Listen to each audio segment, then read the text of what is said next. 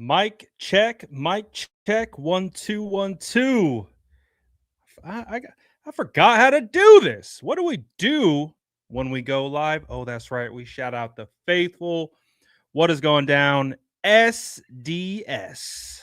It's been a while, guys. But I'm excited to talk a little bit of 49ers football with you guys. Discuss the comments from John Lynch today at the Combine. Discuss the little I don't know what the word that I want to use to describe Adam Schefter's tweet about Trent Williams and everything that has transpired since then. Um, a lot of stuff to talk about, and a good day to come back on live and just vibe out and chill out. So good to see you. Shout out to Throwback. I already see you in the chat. Let's talk about what was going down today right now.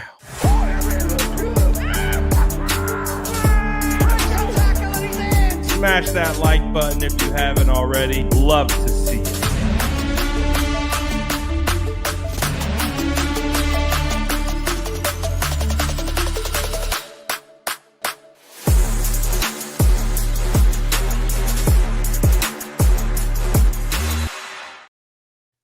Man, it has been so long that 49ers Throwback has his own logo, bro. We've come a long way.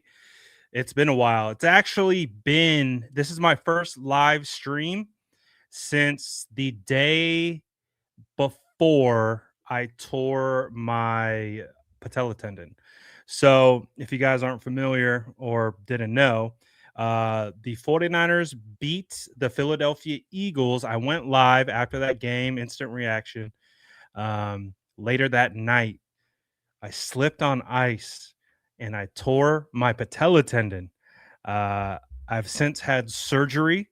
You can't see it right now, but my leg is fully propped up.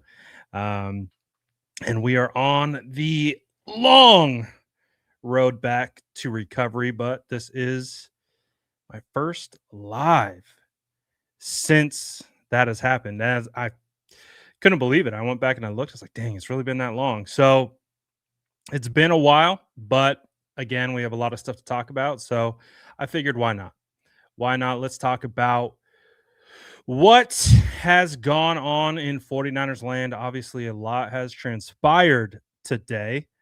So let's talk about it. I think the big news started today, obviously, with the Trent Williams situation that played out in front of us with Adam Schefter.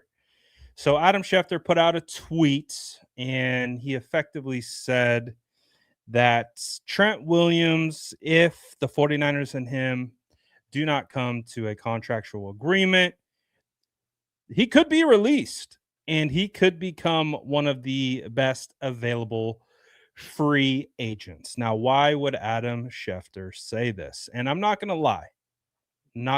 I bit. Adam put out the bait. I bit at it because why not? I'm an emotional 49ers fan who has dealt with so much heartbreak, has a busted up knee.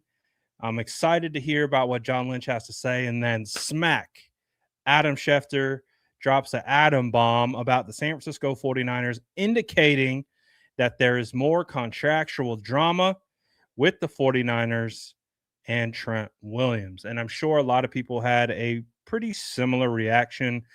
And the reason why I wanted to talk about Adam Schefter's tweets is because obviously I've had time to think about it.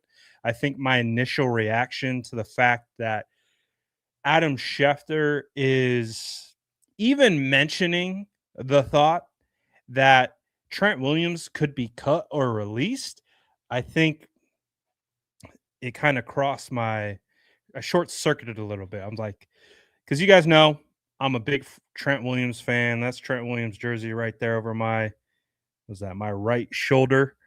So we're big fans of Trent over here, and I thought Trent Williams had a phenomenal season last year.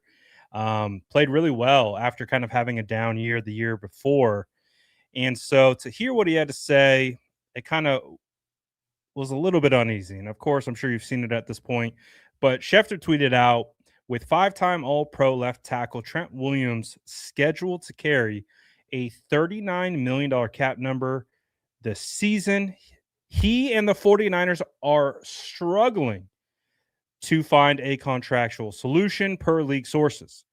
If the two sides can't bridge their differences in their standoff, Williams would be expected to join this year's free agent class, making him one of the premier players available. Not going to lie, that kind of sent me. Again, I was completely taken off guard by it.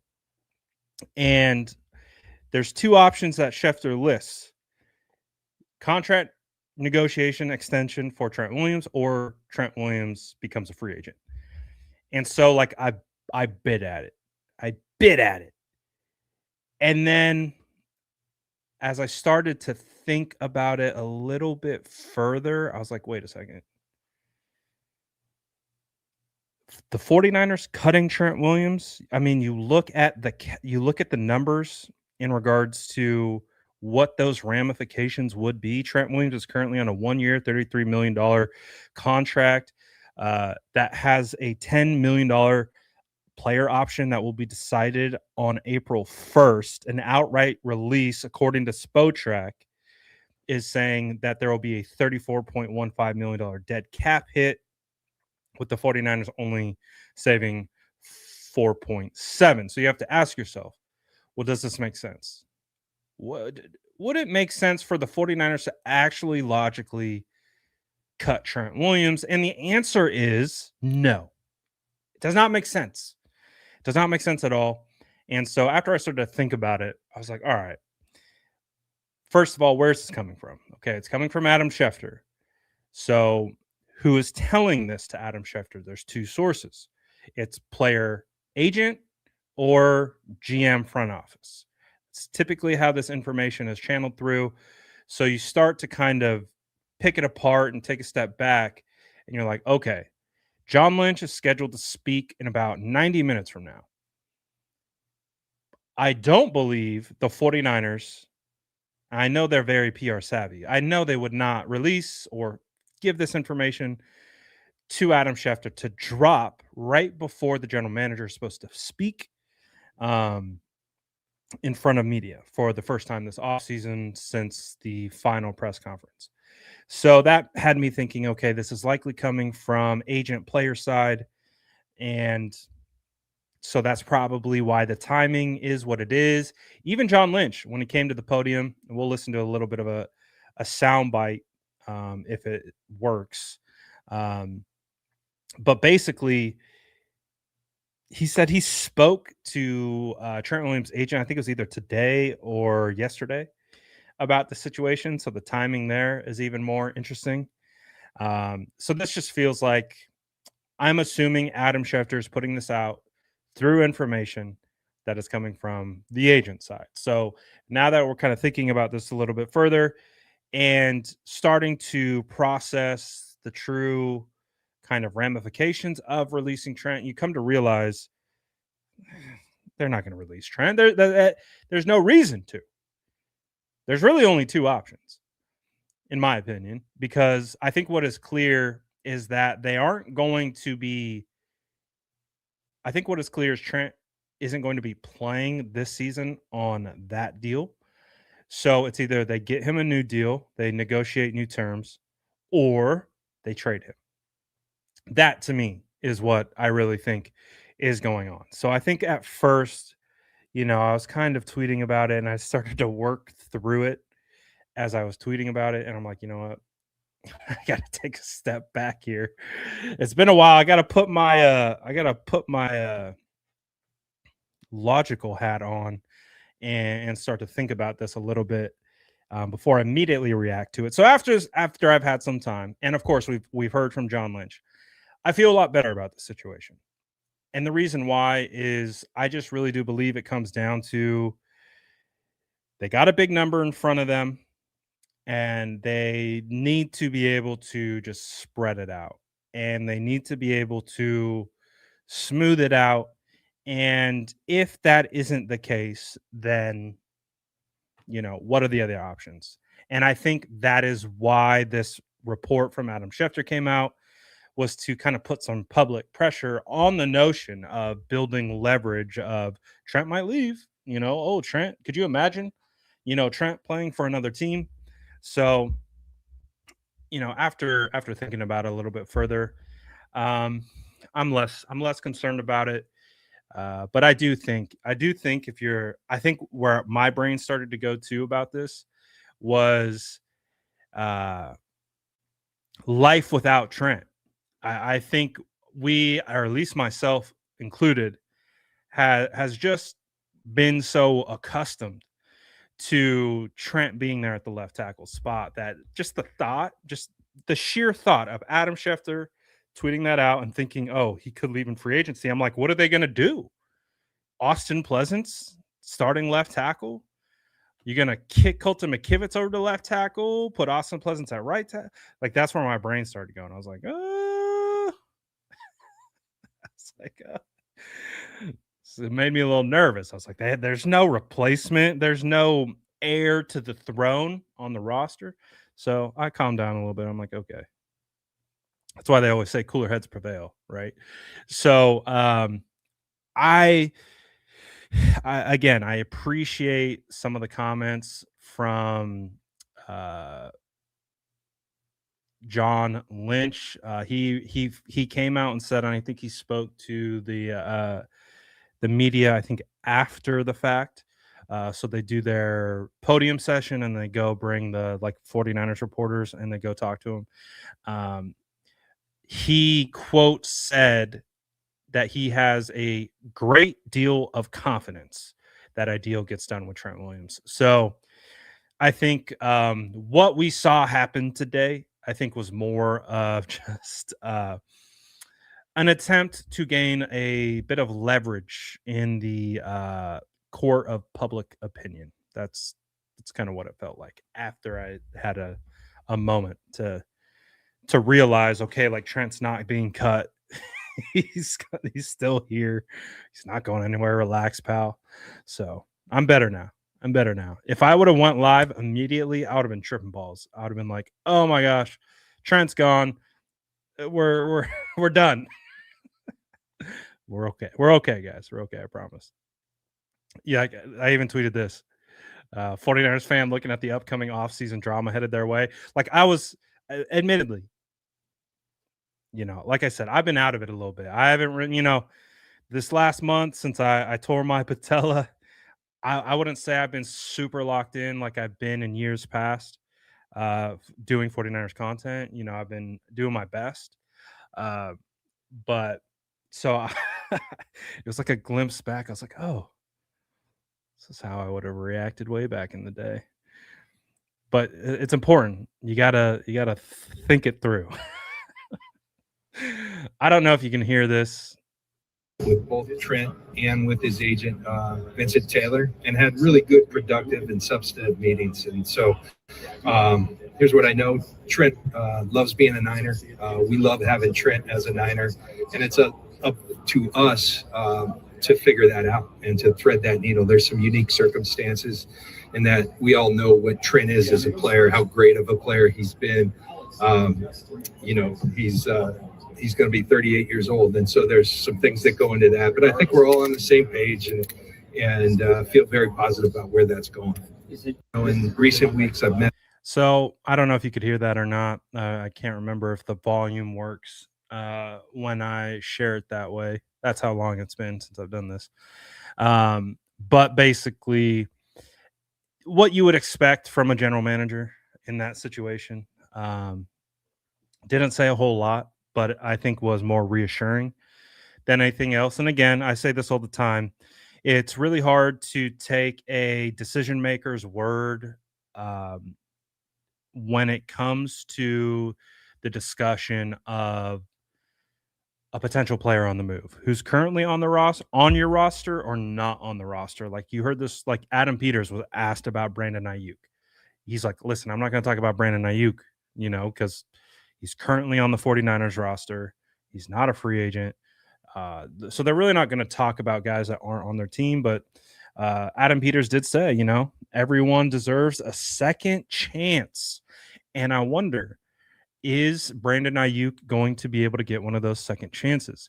John Lynch, I think, made it pretty darn clear that, there is going to be resolution with Brandon Ayuk, but it is going to come at the beginning of the new league year. And he even went as far as to say, maybe we'll find someone who might want to do, work a trade.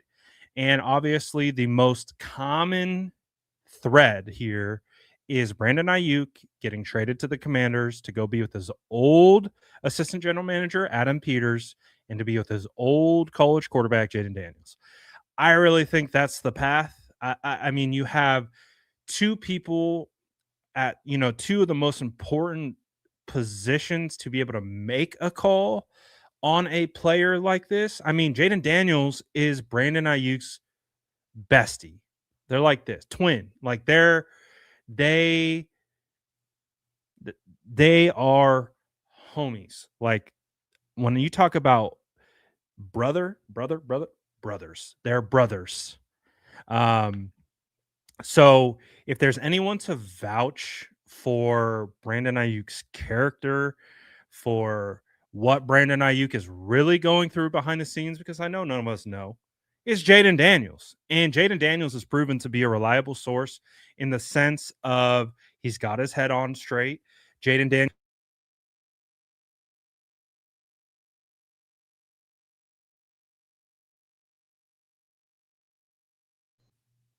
All right. Should be back. Jaden Daniels does not mess around with football. Like, he's very business like approach about football. And I do believe if Jaden Daniels is able to provide that perspective from that standpoint, he can work with Adam Peters, who also has a relationship with Brandon Ayuk, to be able to potentially iron something out. Now, for a trade for Brandon Ayuk, I don't think it will be a lot. Whoever is going to get Brandon Ayuk, who, depending on who you ask, might get a pretty darn good deal out of this. I don't think there's going to be a lot of financial ramifications that come from his contract. And then on top of that, I don't think it's going to take a lot of compensation. It might be like a 7 pick swap. So we'll see. But I do think the 49ers could get something for him. I think it would be naive to believe that BA isn't worth anything. He's worth something to someone. And I think the 49ers know who that someone is, and that's the Commanders. And so I would believe, I'm not saying it's going to happen, but I do believe if he's going to get traded anywhere, it's going to be to the Commanders. Throwback with the $5 super chat. Man, I haven't seen one of these in a heck of a long time. He says, don't allow Adam Peters to fool you. He doesn't believe in second chances. BA still has a long way to go, and it can get ugly if this doesn't work out. Respectfully, I'd like to push back a little bit.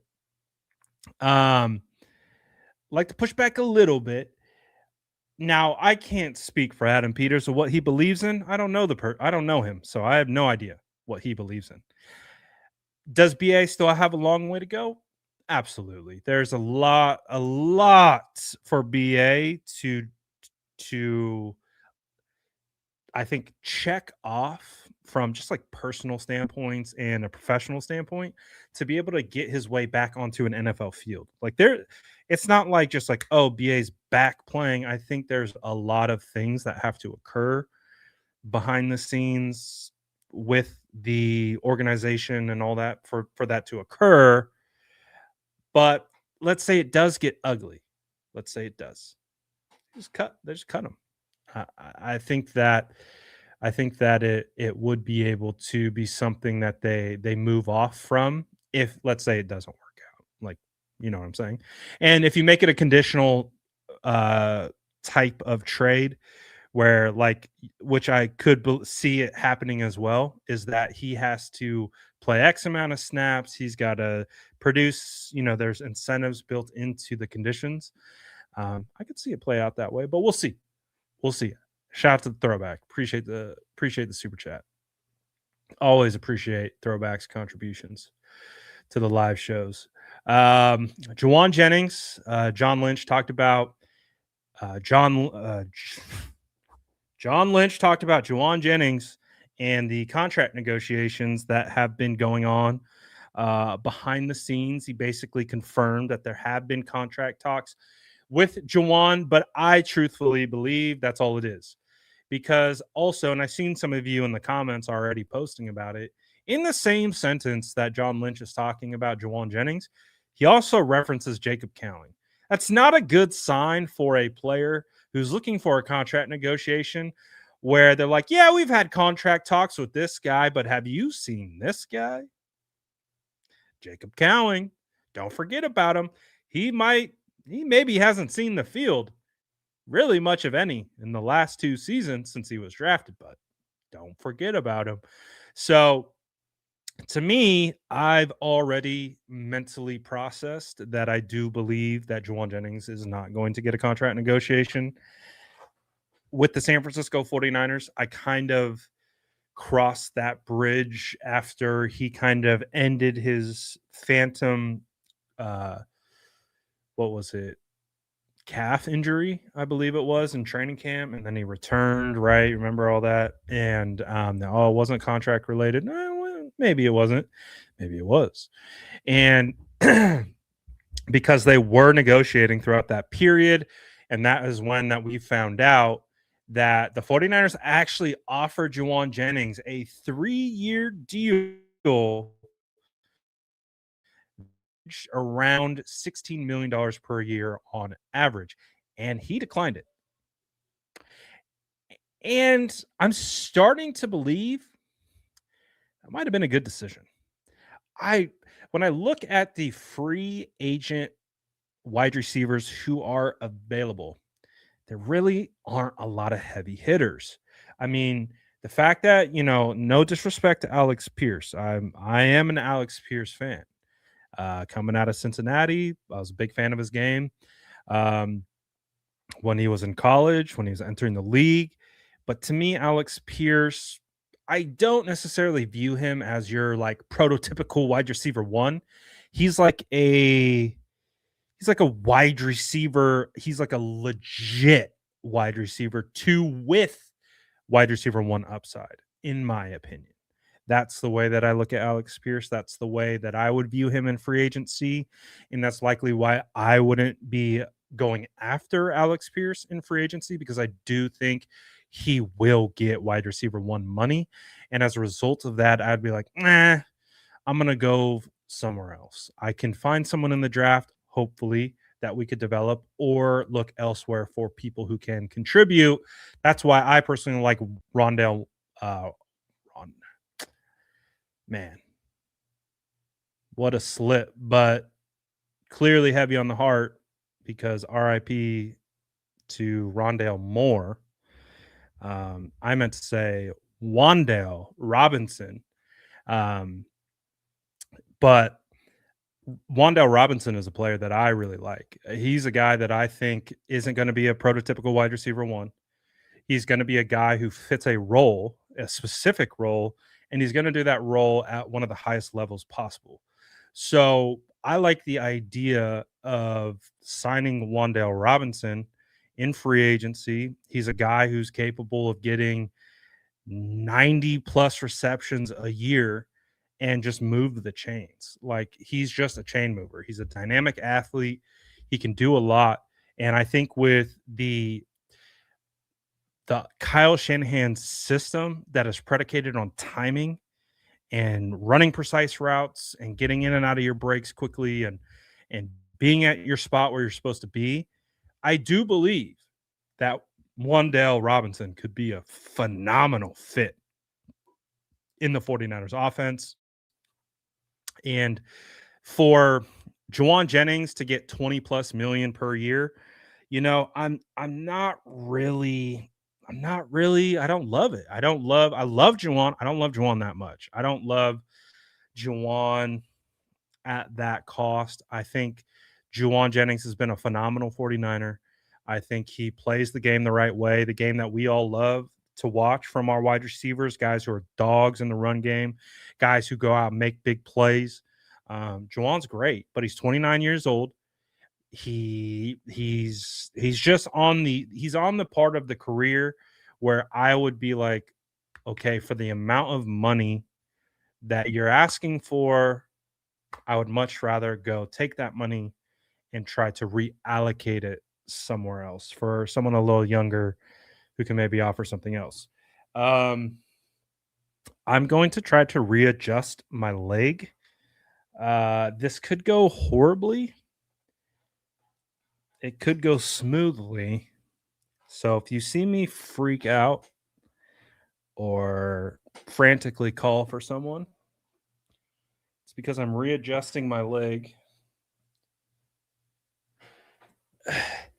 And if you're like, why are you adjusting your leg? Because I have a torn patella and it is straight out locked and it is not feeling great in this current position. Oh, okay. Maybe that's a little better.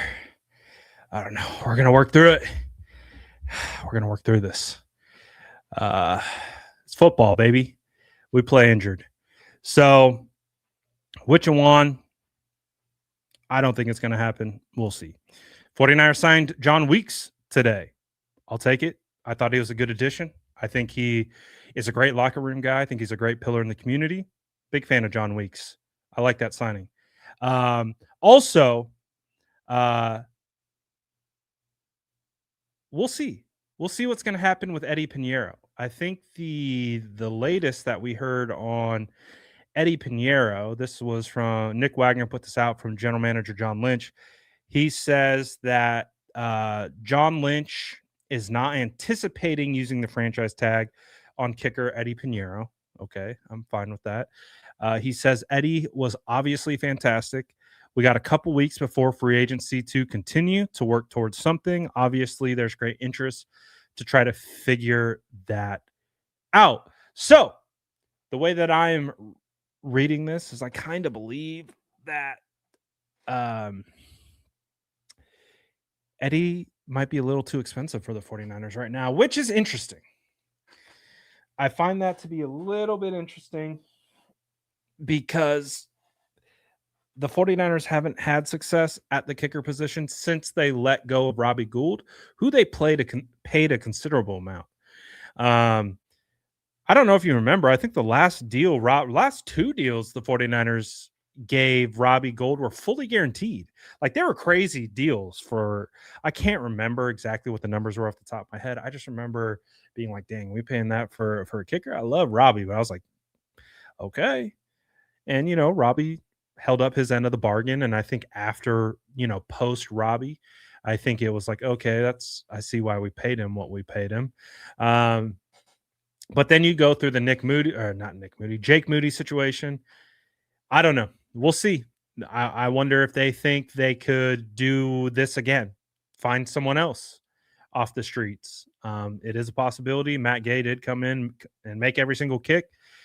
I mean, we have been saying you can find kickers on the streets. That's why you don't draft them in the third round, but we'll see what the 49ers do.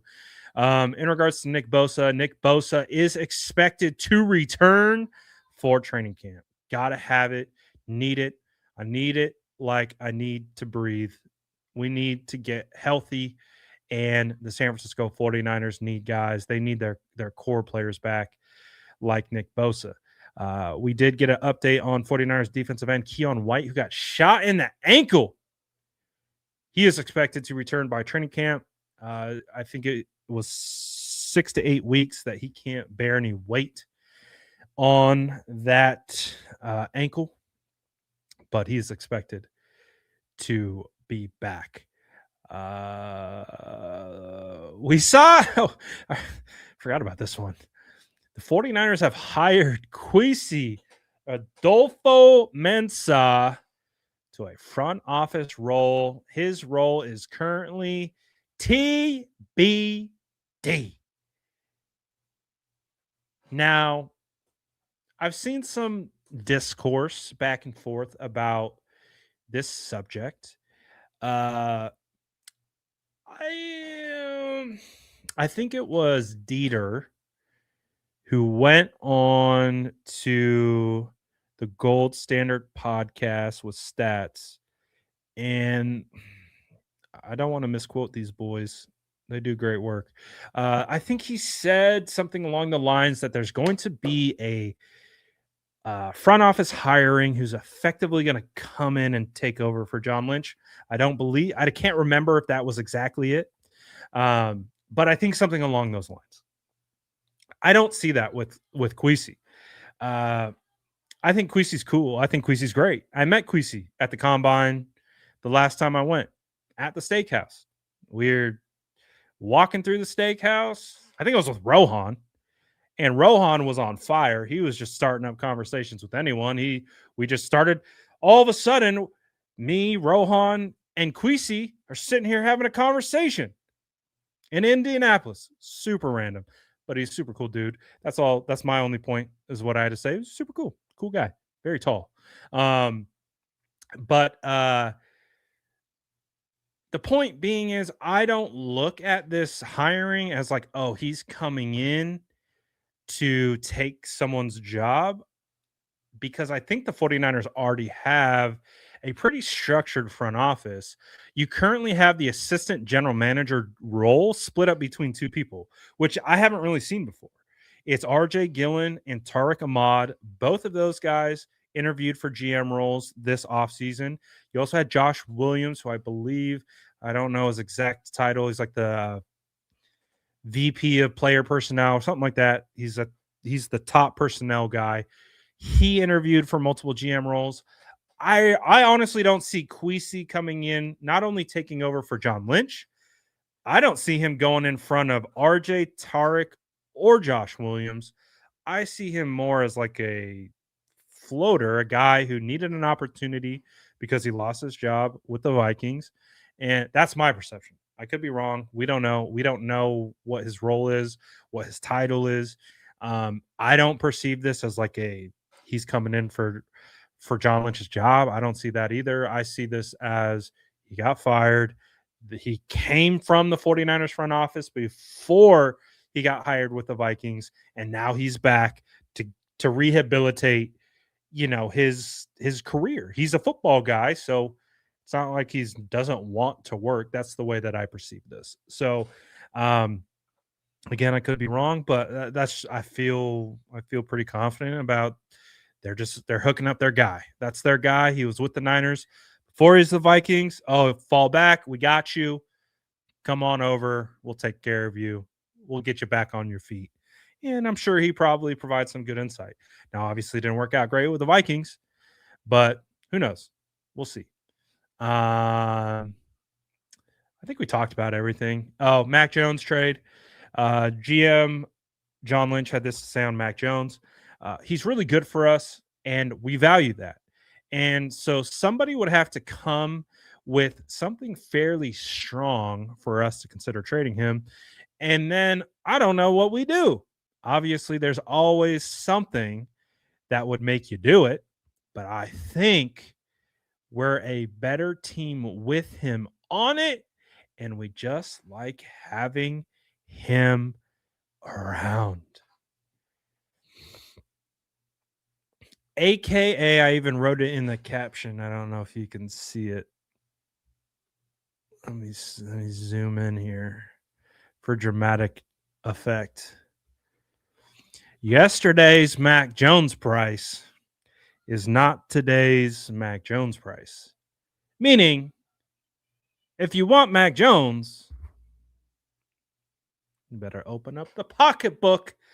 I would say if I'm the San Francisco 49ers, and I do believe this is like one of the rare occasions where I'm like, yeah, I believe what John Lynch is saying here.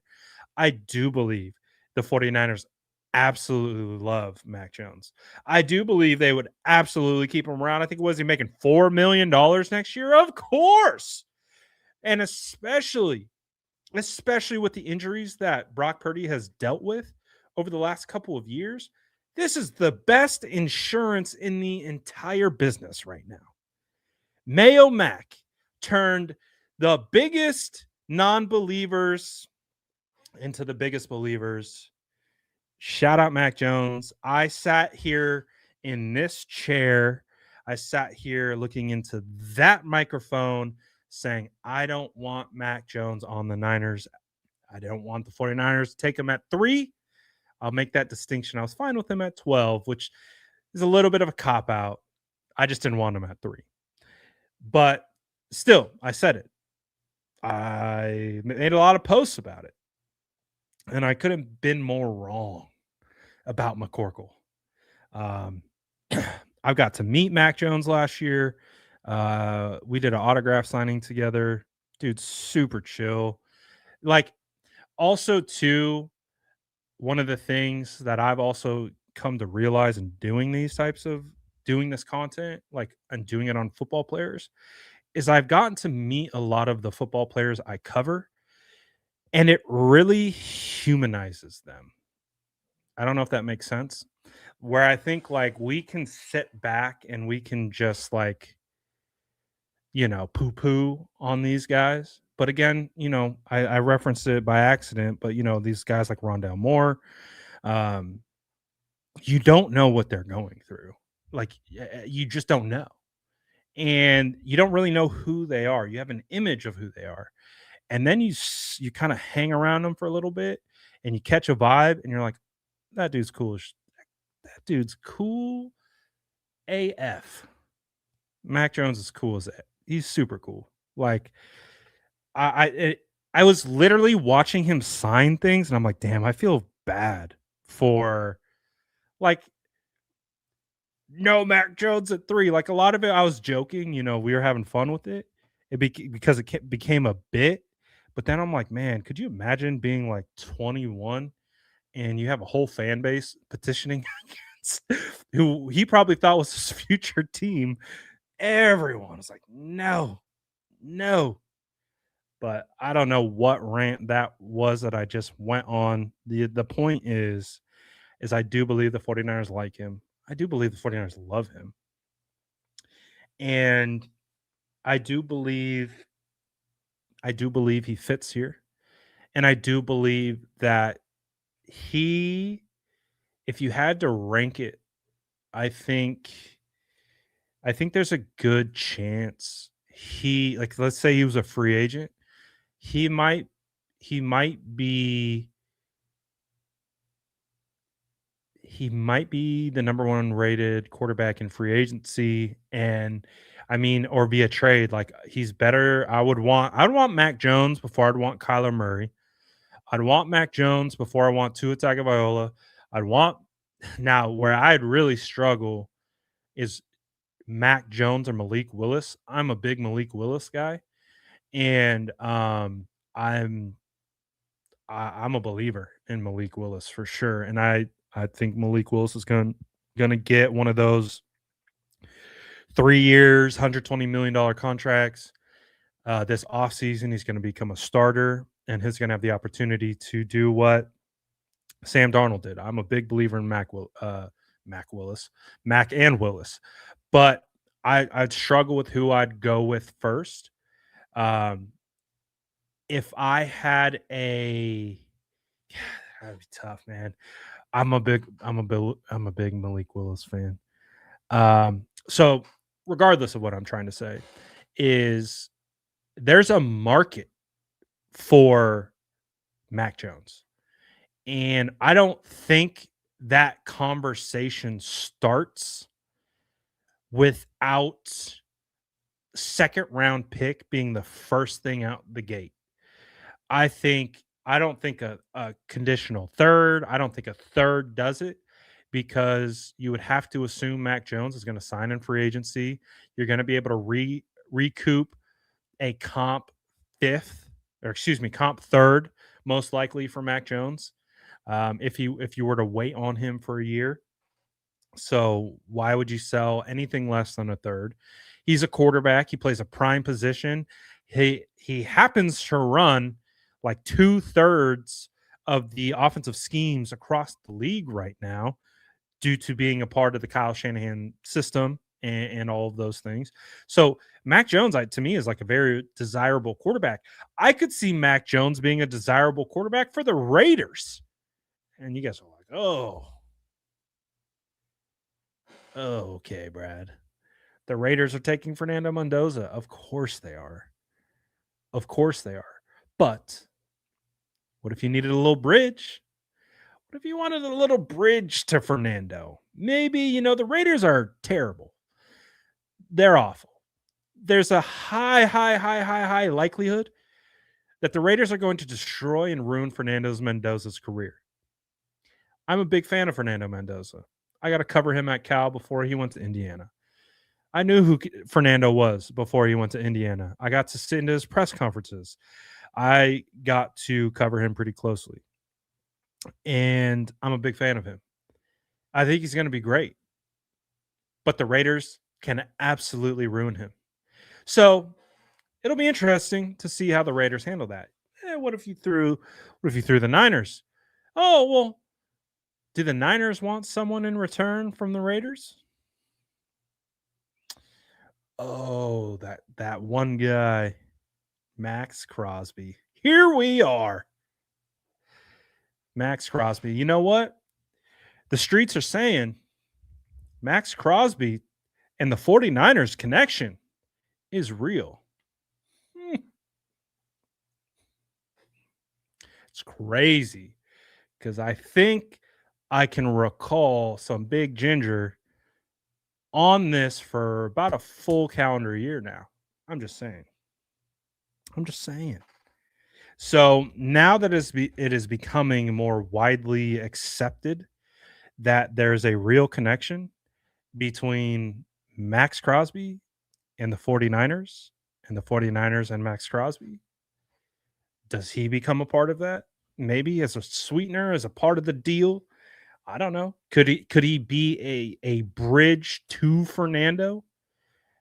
Right? I would say if I am truly trying to run and not ruin my quarterback, my rookie number 1 overall pick, I wouldn't be surprised. Like, I would genuinely have this conversation internally. Like, as someone who loves Fernando, I'd be like, I would be interested in maybe having him sit a year behind someone like Mac Jones because I do believe there could be some benefits to have a mentor like Mac Jones kind of go out and do it. It's a first time head coach in Kubiak. Um, kind of work like Mac Jones knows Kubiak's scheme. Fernando's going to have to learn a whole new scheme. So I don't think the Raiders would do that. But if I was running the Raiders, I would consider it. I would definitely consider it. Because I would be terrified of ruining Fernando. I'd rather throw him out there. throw Mac Jones to the wolves just just so everyone can just scream and yell about Fernando playing until he plays poor enough. Then you have to, you get what I'm saying. What would that be like? That would be like the Russell Wilson starting for the Giants and you draft Jackson Dart, but it would be on steroids. But anyways, I digress. I don't think the 49ers are trading Mac Jones unless they get a nice haul. And so but that I think opens up the door if we're going to talk about potential trade targets for Mac Jones. Do we talk about the Vikings as being potential home for Mac Jones? Because the way that I'm kind of interpreting everything that's going on with the Minnesota Vikings right now is they are in scramble mode. Like, I think that whatever has gone on with the selection of JJ McCarthy and everything that has transpired with Sam Darnold leaving, winning a Super Bowl, fire Queasy. I mean, I love their head coach. I think he's one of the best head coaches in the league. I really do. But it seems like I think it seems like things in Minnesota are like on hanging by a thread. You know who could come in and kind of add some stability, lighten the mood right away? Mac Jones could. Mac Jones absolutely could. And Mac Jones would probably be a good option for JJ McCarthy to sit behind. Like, there's a lot of good reasons why it might make sense for the 49ers to flip Mac Jones to Minnesota. Now, the question also is what would it take to get Mac Jones, or excuse me, what would it take for the Minnesota Vikings to get Mac Jones? I'm curious to know what you guys think. So now I'm gonna start talking to the chat a little bit more. I apologize. I've been flowing. Um, what do you think it would take for the 49ers to accept from Minnesota? Obviously, a very popular name that has been thrown around so far has been Jordan Addison as a potential target. I'm indifferent about Addison. He has talent. I don't know enough about him to be able to give him a green light on the potential character concerns. I don't think he's lived up to his potential. He's definitely got a lot of potential. He's young.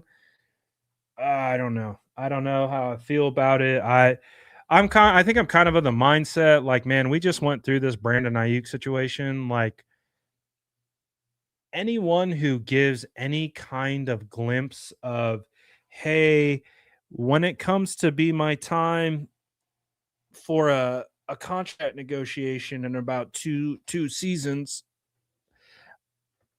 I might not be the best at that. Sorry. Leg adjustment. Oh, ew. Hey. Oh. Hey.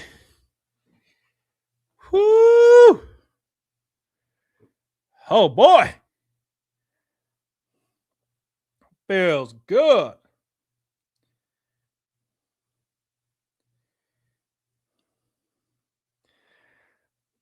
I'll give you a little glimpse of the behind the scenes. If you're a little squirmy, maybe look away. But that's what my leg looks like currently underneath this table. Um, it's not pretty. I've got it like set up to try to prop it up. Doesn't feel great. Um, I'm trying to adjust this thing. This thing is a pain in my ass. Um, but we're getting there. We're getting there. Am I going to Australia? I would love to go to Australia. That it's the preemptive plan. Obviously, things change. Um, but we'll see, man. We'll see how it goes. I would love to go. I would love to go to both, actually. I'd love to go to Australia and I would love to go to um, Mexico. Conditional pick. That's a second if he plays, 10 plus games, third if not, and a fourth this year. I like the conditional pick. Addison and a late second. That's not bad.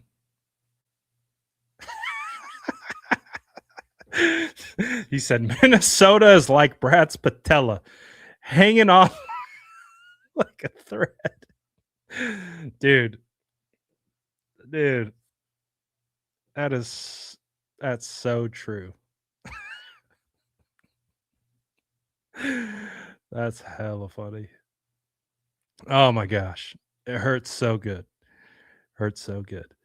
Uh so yeah, we'll see what the San Francisco 49ers are able to drum up this week at the NFL scouting combine in Indy to try to get some trades for Mac Jones going. Um but we'll see. We'll see what happens. See what happens. Let's go get Alex Pierce. I talked about that already. I get why you'd want Alex Pierce because he's going to be the top free agent wide receiver. I'm not paying. I'm not paying it. I'm not paying anywhere near 25 million plus. He might get close to 30 per year. I can't do that. I can't do it. Um, again, I don't even view Pierce like that. And I like Pierce. I liked him coming out of the draft. I like his skill set. I like what he offers. Sure hands, great route runner, great contested catch ability. Guy knows how to go up and high point it. He's a great receiver. He's very technical. Um, he's fast too. He's good size. Uh, he's good. He's a good wide receiver. It's too pricey for me. Too pricey for me. I feel like Alex Pierce you can find in the second and third round of every draft if you just find the right guy. There's an Alex Pierce in every second and third round of every draft every single year. You can absolutely find these guys.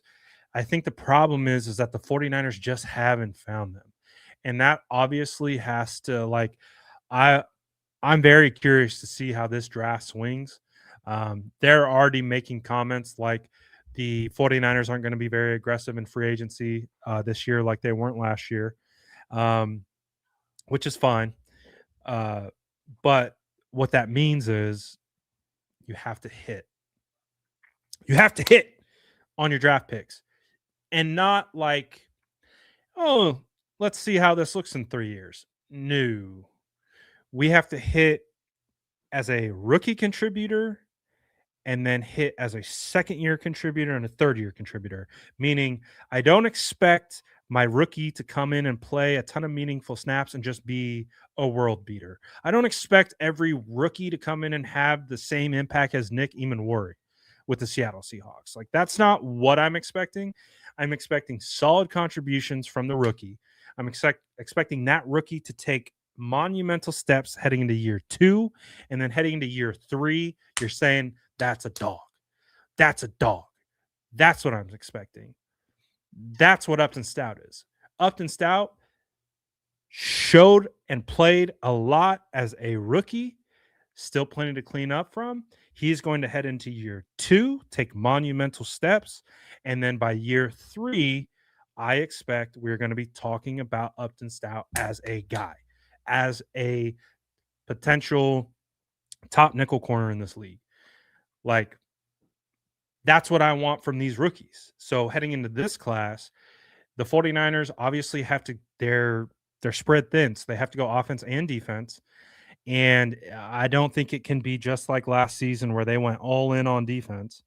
Um, and so but I really, as I'm starting to get into these draft prospects, I haven't, obviously made any videos on any prospects yet, but I've been watching some film. Um, I really like the depth on day 2. I think this is going to be a great day 2 draft. Like, I'm just skimming the surface. I'm like, that guy, that guy looks like he could be a day 1 starter. He's probably going to go, you know, 30 to 40. I'm like, oh, this guy looks like he could be a day 1 rotational player. He's probably going to go 40 to 50. Like, I'm looking through these prospects, and I don't know if it's just like insane luck on my part that the players that I'm just starting to look at just happen to be really good. Um, but so far I've looked at a handful of prospects and I'm like, dude, these dudes are all solid. wide receivers, defensive linemen, edge players, some safeties, linebackers. There's some solid. There's some solid. There's going to be some solid day twos. So okay, if I'm the 49ers and I'm going to do this, I'm going to be like, all right, we're going to build through the draft, which again, I don't mind. The only reason why I have hesitation is just because the 49ers haven't been ultra successful at that in the past. I can't hold that against them. Shoot or shoot. You got to keep going. So, okay, fine. We're going to unload the clip in the draft again. Fine. I don't mind this draft. Actually, go and figure out how to acquire one or two more day 3 picks or day 2 picks, excuse me. So I'm really we'll see. You got to draft the right guy. We'll see how it goes. Aaron Banks was supposed to be solid also. I have an up and down relationship with Aaron Banks. Did not like the pick originally. Because that was the Quinn Miners draft. I don't know if you guys were with me way back then. I don't, some of you might have been. That was back in the days when I was in the garage. Real ones know the garage. Back when I was in the garage, that was the Quinn Miners draft. Yes, Creed Humphrey was also available. Banks went before Creed Humphrey, which also thought was very interesting. But that was that year that I was banging the table for Creed, for Quinn Miners. Quinn Miners has been a perennial All-Pro ever since he's been in the draft. 49ers go with Aaron Banks. I remember watching Aaron Banks. I remember my first initial reaction was he doesn't look like a 49ers offensive lineman. Just meaning he was so big and slow. And I was like, yeah. I was like, he's a big boy. I think he was like 6'5, 330, 340. Really slow, but he seemed strong. I was like, okay. And then looked really bad as a rookie in training camp. I remember I watched that camp. Really bad in preseason. I think he got hurt and just like shut him down for that rookie year. Then he got to start the second year. And if you don't remember, the 49ers were terrified of Aaron Banks heading into year 2 as well. I don't know if you guys remember that. He was awful practice player. John Lynch openly spoke about how bad of a practice player Aaron Banks was, but then when he got into the game, he all of a sudden played well. And honestly, Aaron Banks had a good first year as a starter. He elevated his second year as a starter to where I'm like, okay, we're building something. Like he's going to be able to be good. And then he completely regressed. And that's why I was like, we don't need to pay Aaron Banks. Let Aaron Banks go off to free agency. He does not need to be re-signed. I was completely shocked at what he got paid in free agency. So far from what I've seen, Packers fans are not happy with Aaron Banks. They are beside themselves with how much they paid him and what he has given in return. So the point being is, man, I just want the 49ers to hit. I don't care if it's my player. I don't care if it's their guy like that they've scouted. You guys know I'm big into my guys, but like it doesn't even have to be my guy. Like I don't care. Like I just want the 49ers to hit. Like I want the 49ers to draft someone in a place of need and they play. You know what I mean? Like the 49ers drafted Nick Martin in the 3rd round and dude could not get on the field. Meanwhile, my boy, my guy, Teddy Buchanan, it's like the second leading tackler out of all rookies last year. He's a starting linebacker for the Ravens. and was on pace to be in the defensive rookie of the year conversation if he didn't get hurt at the end of the season. And it's like he won the 5th round. And it's just like, so like those things myth me just because I'm human and, I have my guys. I don't expect the 49ers to like the guys that I like. And we talk about that all the time. And that's not a reason why I will like or not like a guy. But with Nick Martin, I liked Nick Martin, but I thought Nick Martin was like a 6th round draft pick. I was like, oh, Nick Martin in the 3rd. Okay. Like I like him as a player. I remember I think I might have mocked him to the Niners like in the 6th or 7th round, but like that's where I liked Nick Martin. I liked Nick Martin at that value. And so it's like, okay, if we're going to draft a guy in the 3rd round, like especially under these current circumstances, we need those guys to hit. Like we need contributors from players in the 1st, 2nd, 3rd. Like it almost has to be like a non-negotiable at this point. And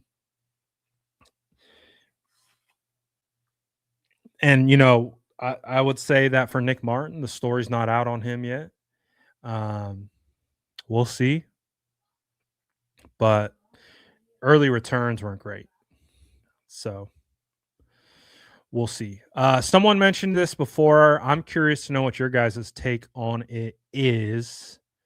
Let me see if I can find the comment about it as a potential wide receiver addition this offseason.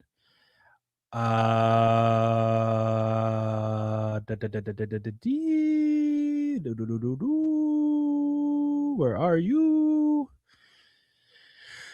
Okay, it's buried. But someone had made the comment about bringing in Mike Evans for as a free agent this offseason. And I like how polarizing this topic is because I've seen both sides of the coin. I've seen some 49er fans all about it. I've seen other 49ers who absolutely hate it. I personally love it. Could you just take a second, 49er, if you don't like it, and that's okay, and you can let me know in the chat if you like the idea of Mike Evans or you don't, or if you do like the idea of bringing in Mike Evans, feel free to drop it in the chat. But the point being is, the way that I look at it is, imagine replacing Juwan Jennings with Mike Evans. And the comments that I get kicked back are, he's old, he's washed. I'm like, is he? Was he injured last year? Yes, he was. He missed, I think it was 8 games, something like that. But have you looked at his body of work, and have you seen how healthy he has been throughout the majority of his career? Yes, he's older. He's 32. And yes, he is on this part of his career. I don't expect Mike Evans to go any higher, but I do expect Mike Evans to where he's at the kind of peak and he's cresting a little bit. This is what I expect of Mike Evans for the next 2 years. I expect him to have the ability to maintain. So while I don't expect Mike Evans to get any better, I do believe he could be a double-digit touchdown guy in an offense where you're losing your number one big body target. And Mike Evans, whether you like it or not, is infinitely more talented than Juwan Jennings. He just is. Mike Evans is probably going to be a future Hall of Famer. And I will talk about this comment in a second because I think you're absolutely correct. Absolutely 100% correct. But every wide receiver room needs an unk. Can we get a hallelujah? Every wide receiver room needs that veteran, that unk. Like, this is how you do it, youngin'. Like, get behind me. I'm leading the lines. You get behind. I got the C on my chest. I'm unk. Get behind me. Nothing wrong with that. Nothing wrong with that. People are talking about like it's a bad thing. Like, why don't you want unk? Like, come on. Like, I would love it because this was my vision. This was my vision right here. You you sign Mike Evans on a short-term deal. So we're talking 1 to 2 year deal. Like this isn't oh Mike Evans signs a 4 year 130 million. No, no, nope. 1 to 2 year deal. If we could stay in the range of if we're signing a 2 year deal and we could stay in the 50s, if we could go below 50, 40, hell yeah. Sign me up because it's not a long-term guarantee. And you can build outs after 1 year. So you sign into a deal that you build a potential void year. So it's a year with a team option. So it looks like a 2 year deal. It's really a 1 year deal with the ability to be a 2 year deal. And so you bring him in, you tell him, listen, Mike, this year you're going to be our X/split end. Basically, what we saw happen with Jawan Jennings last year. You're just going to fill into that role. And you can't tell me that that is not an upgrade. To me, that's an upgrade. To me, you're upgrading Jawan Jennings with one of the best wide receivers that I've seen in my generation. Now, I don't know if we're quite ready to put him in that Julio, AB. I think he's got to have like 2 or 3 more solid seasons before he could burst through that tier, but he's right below it. And so you pair him with Ricky Pearsall, who will be your Z receiver. And then my dream is you sign Wan'Dale Robinson to be your primary slot. So the 49ers are doing this.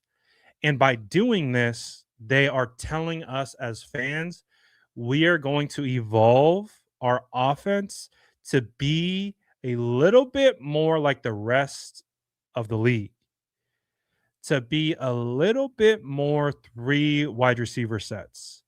You know, you know, Kyle Juszczyk, 2 tight ends, like, I just don't think we got the offensive line right now to play the brand of smash mouth football that we want to play. I think that being able to get guys out on the perimeter, guys like Wandell who can get open over the middle, extremely hurry. Mike Evans, who has an insane catch radius for Purdy. Like Purdy's pretty damn accurate. If there's anything that you can question him on is his pinpoint accuracy on deep balls. But imagine if you're throwing it up to Mike Evans. I could throw 50-yard passes to Mike Evans behind our offensive line. He's just going to go up and catch it. So you got that guy, you got Wandell, you got Ricky Pearsall, and go and draft me Casey Concepcion to be your immediate starting returner and a slot rotational piece who can also fill in at X and Z. Yes, does that mean that the 49ers are signing 2 free agents and drafting a first round wide receiver? Yes, it does mean that. But I'm actually kind of for it. Will it happen? Definitely not. This won't happen. But this is why I like the offseason. We can dream a little bit. So, will it happen? Nah, probably not. But I just love the idea of it. Like, of how Kyle could use those chess pieces. I think it could work. But again, um, it would require a pretty sizable investment in the wide receiver room. But when you think about it, you know, who are their wide receivers right now? I think their number 2 wide receiver is Demarcus Robinson,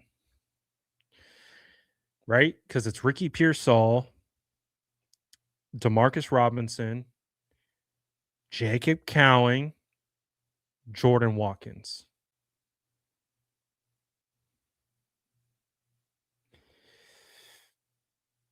Something tells me, and if all these rumors are true, and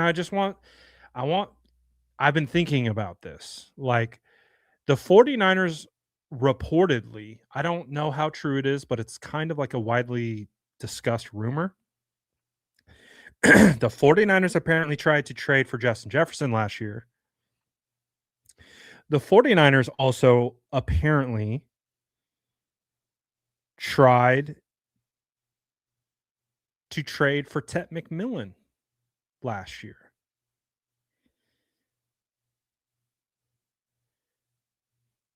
So,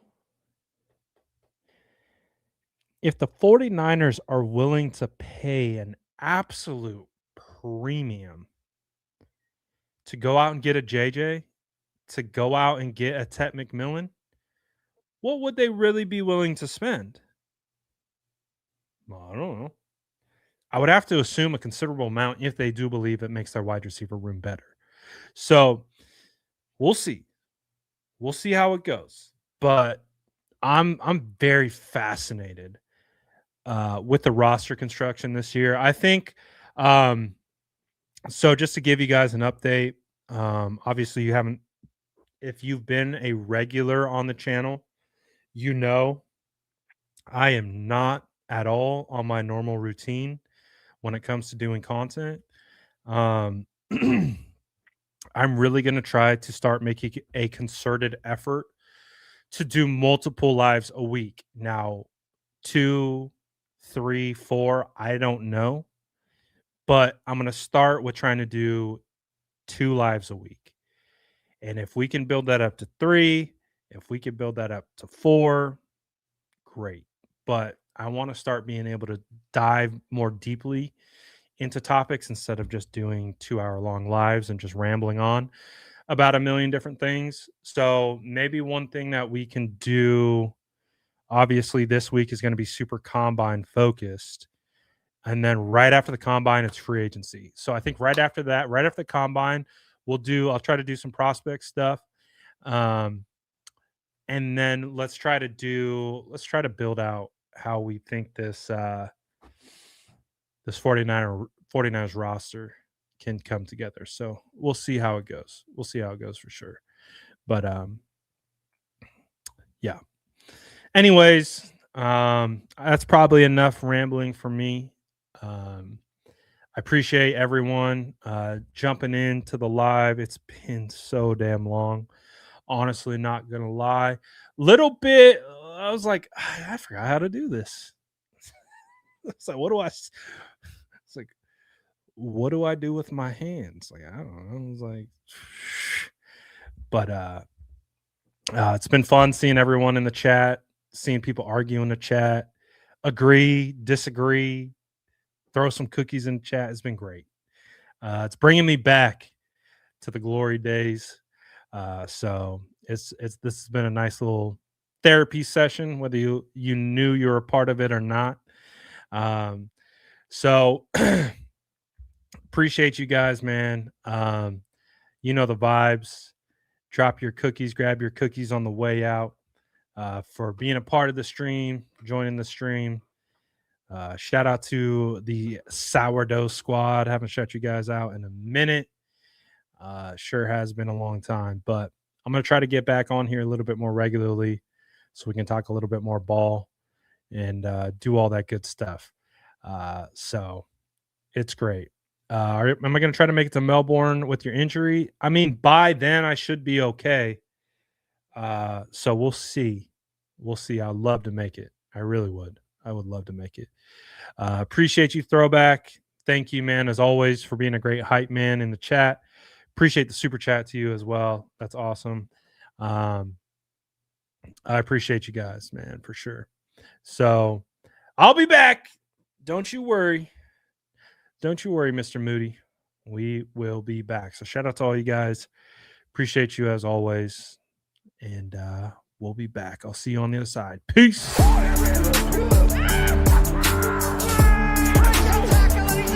Smash that like button if you haven't already. Love to